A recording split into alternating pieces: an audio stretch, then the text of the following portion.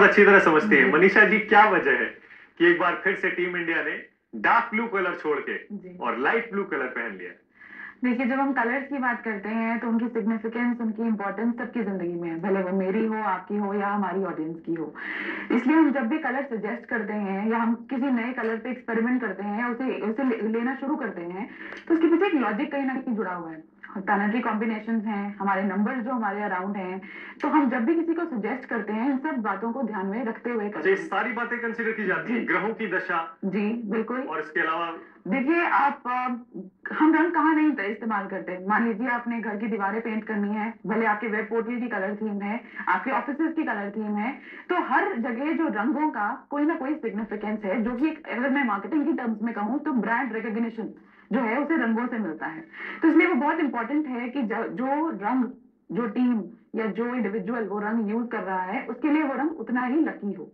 तो इस इंपॉर्टेंस को, इस जो सिग्निफिकेंस को हम ध्यान में रखते हुए किसी को भी कलर सजेस्ट करते हैं। तो जैसे कि हम अभी अपनी रिपोर्ट में दिखा भी रहे थे कि लाइट ब्लू में टीम इंडिया ने ज्यादा अच्छा परफॉर्म किया जी है। बिल्कुल। तो क्या यही वजह है कि एक बार डार्क ब्लू को उन्होंने छोड़ा है और फिर से लाइट ब्लू पर लौटे हैं, क्योंकि वर्ल्ड कप आ रहा है और इंडिया में होना है अगले आने से पहले मैं सबकी डेट ऑफ बर्थ देख रही थी जो प्लेयर्स खेल रहे हैं। दिस इज अ कोइंसिडेंस कि जितने भी खिलाड़ियों ने अच्छा प्रदर्शन किया है, उनके जो नंबर्स हैं, उनके जो डेट ऑफ बर्थ हैं, उसके हिसाब से, यानी कि न्यूमरोलॉजी के हिसाब से उनके लिए लाइट ब्लू कलर सबके लिए कॉमन है, जो लकी रहा है।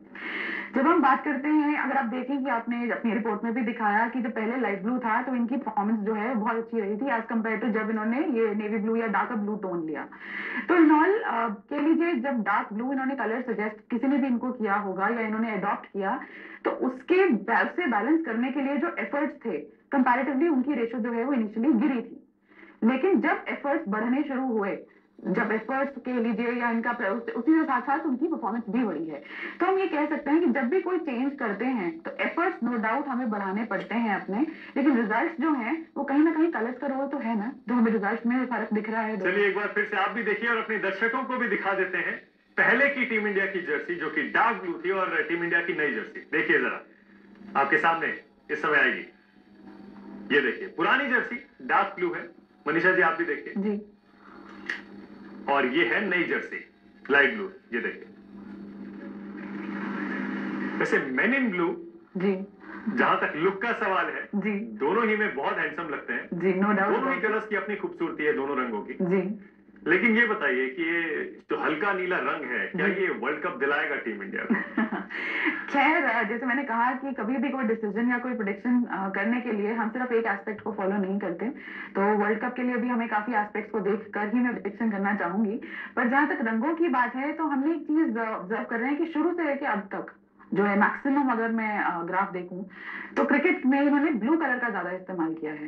वो ब्लू क्यों किया है, ये आई थिंक मुझे इस बात पे ज्यादा स्ट्रेस करके इसका आंसर देना चाहिए। आप रुकिए जी, होल्ड दैट थॉट, जी, आपसे इस बारे में और बात करेंगे।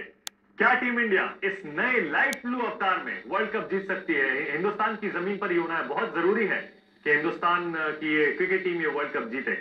हम जानना चाहेंगे मनीषा जी से, कलर थेरेपिस्ट है, रंगों को बहुत अच्छी तरह समझती हैं, कि क्या लाइट ब्लू अवतार में टीम इंडिया वर्ल्ड कप जीत सकती है। इस ब्रेक के बाद देखते रहिए News 24।